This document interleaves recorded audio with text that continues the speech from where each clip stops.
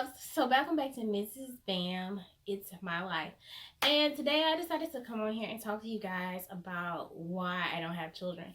So I get a lot of questions on the regular about when I'm going to have children, how many kids do I want, do I like children, why do I have my niece and nephew, why don't I have some kids of my own? And quite frankly, I get so tired answering that question, and it makes me feel kind of incomplete and insecure. And I feel like people are trying to figure out if something is wrong with me. Like, they're asking, well, can you have kids? Do you like kids? You don't look like the type of woman who would have kids. I get all kind of crazy reasons and questions about why I don't have kids. And I think I went over this before in a live, but I feel like I have a lot of new subscribers. And since some of you guys have decided to go over and follow me on Instagram at Mrs. Bam It's My Life, and on my Facebook page at Octavia Bama Girl Millhouse, you guys have been seeing this last weekend that I posted a lot of pictures with my niece and nephew. Well, there are about 4 good reasons why I don't have children. And one reason is because I grew up in a very traumatic childhood. I grew up in a single parent home. I ended up staying with my grandparents before my mom died. I think if you guys watched the last sit down video, I pretty much explained how my relationship was with my dad. I haven't really sat down and talked to y'all about my mom. That's going to be a really hard video to do. Because I have siblings and I need to be careful with their feelings, but eventually I'm going to sit down and do a video about my mom. But basically, I grew up in a single parent household, and I didn't think that it was unnormal until I was about 9 to 10 for kids not to have their father around, because all of my mom, except for maybe 2 of her friends, all the rest of her friends were single parents, and most of them lived in income-based housing, or Section 8, and they all receive public assistance. So that's pretty much what I was around at a very young age. Even though most of my family did not live like that, my mom did. She had us very young, and she really struggled to take care of us. So I kind of always knew that I didn't want to be in that position. I didn't want to have to struggle to take care of my kids. I didn't want to have to depend on other people. A lot of times when people would say they would help her and they wouldn't do it, she would get upset. And, just when she couldn't do something for us, the disappointment that would be on her face was crippling. It was to the point sometimes I would hate to have to ask for things. I would just wait until I could talk to my grandfather and get things that I needed or wanted from him. So that really kind of made me think at a very young age, that I knew I didn't want to have children unless I was married. And it really didn't hit me until I switched schools in like the 4th grade, the 3rd or the 4th grade, and I saw a lot of the kids at the new school. They had both parents. They had their mom, their dad. They would have all of their grandparents there. And I would kind of be like at events, it would probably be my mom sometimes who would show up, or my grandfather. He always showed up.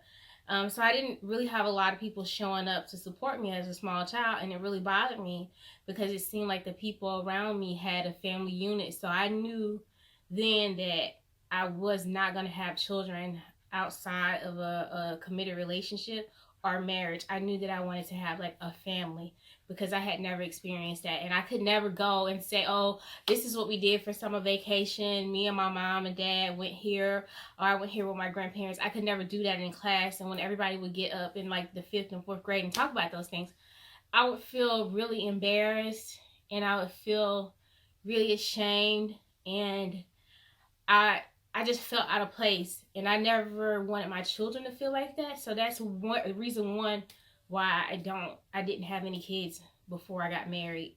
And I decided to be really careful and to make sure that I took complete control of my reproductive system, just to make sure that I didn't have any unplanned kids. So number 2 is I did not feel In my early or mid 20s, and really my early like 30, I didn't really feel like, I want to say it started to change around 30, but before then I really didn't feel like I was equipped to be anybody's mom. I didn't feel like I was financially equipped. I had been sick for a couple of years. I hadn't really had a steady job. Um, and I wasn't emotionally equipped. So I knew that my mom had a lot of emotional issues and she needed help with her mental health. And that's something that terrified me because I always was, for a long time, I was always afraid that I was going to end up with bipolar disorder or schizophrenia or something like that. And on top of having PTSD, I didn't want to have children and not be able to take care of their emotional needs. And that was really scary for me because I feel like a child should get a lot of their nurturing from their mother. I feel like kids, sometimes the most important person you learn how to love from is your mom. No, my mom wasn't perfect.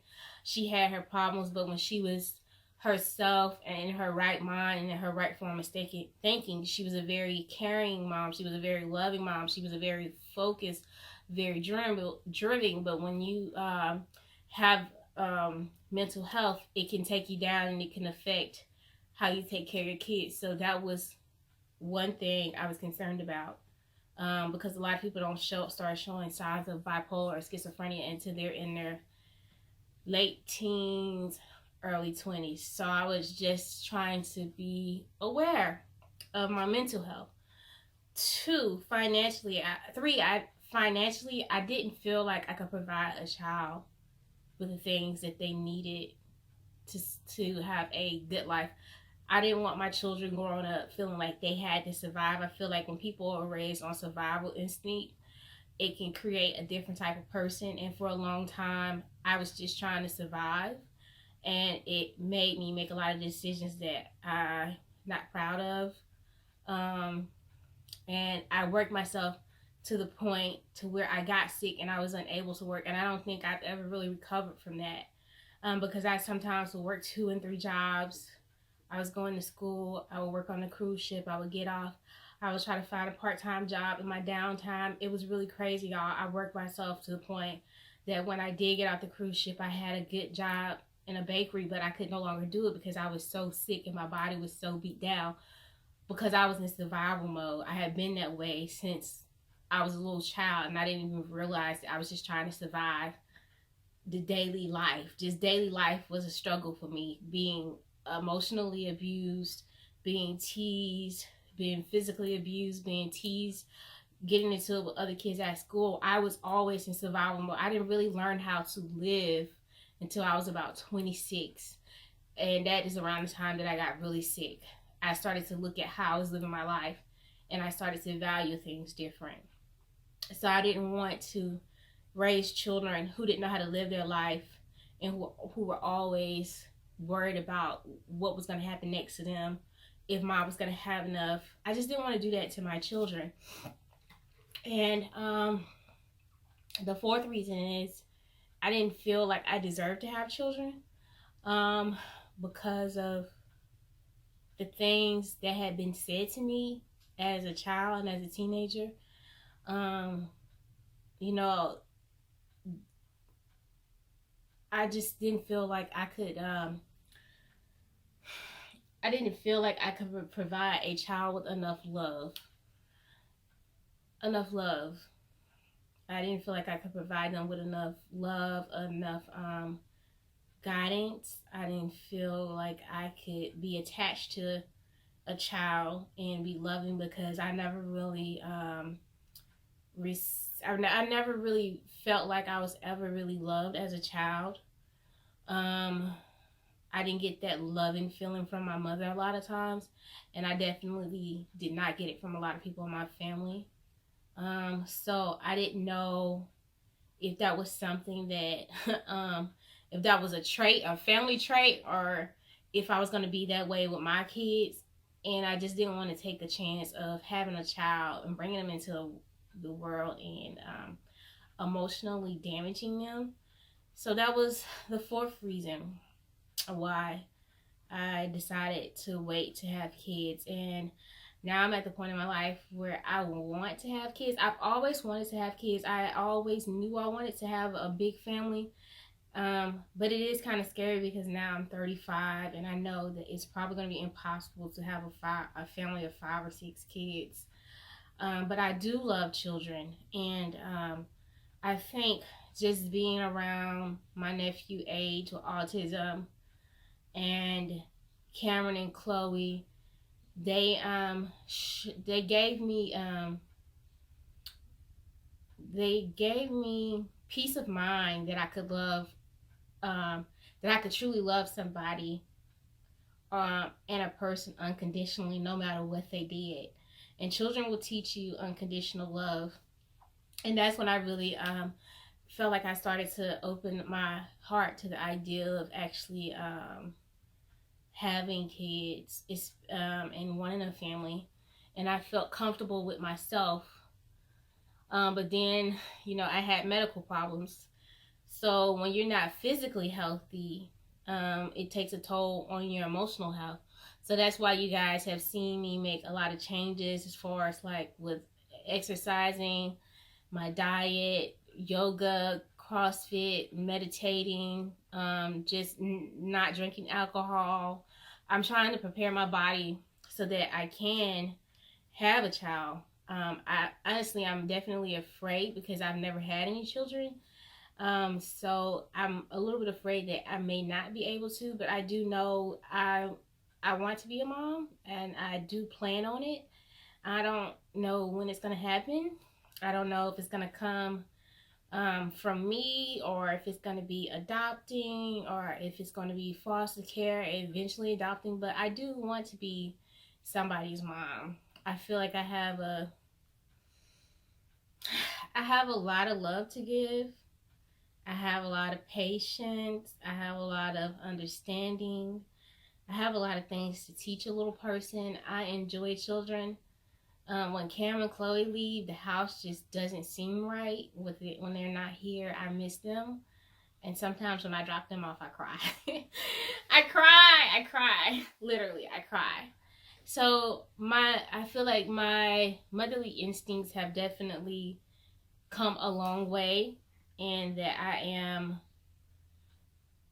I'm at the point to where I am definitely ready to have kids. But those are the reasons why I don't have any kids. It's not anything strange going on. I'm not around here popping abortion pills or trying to live my best hot girl life, or I don't like kids. It's nothing like that. It's just, you know, everybody has to do what they feel is best for them. And I just felt like, because I didn't have a strong support system, and I was not financially stable, and I moved around a lot, and my jobs at the time just would not allow me to be a good mom that I wanted to be. Not saying that, not plugging at anybody else. I feel like we all do what we want and whatever our life circumstances dictate. But I just wanted to make sure that I was in control of my fertility, because I've always believed if you can't control your fertility, you can't control your life as a man or a woman. I strongly believe that young women should be in control of their fertility. I mean, accidents are going to happen, things are going to happen, but it is your job and it is your body to take control of your fertility and love yourself. So yeah, that's why I don't have any kids. I love you guys. Thank you for watching this video. Please like and subscribe. Share this video. Leave a comment below if you have kids. How old were you when you have kids? What were some of your learning curves with children? I'm interested in knowing. I know a lot of you guys have children. I follow a lot of y'all on Facebook. And yeah, so just let me know what's advice if you had children at an older age. What would be some of your advice? Just let me know. I'm open. I hope you guys enjoyed this video.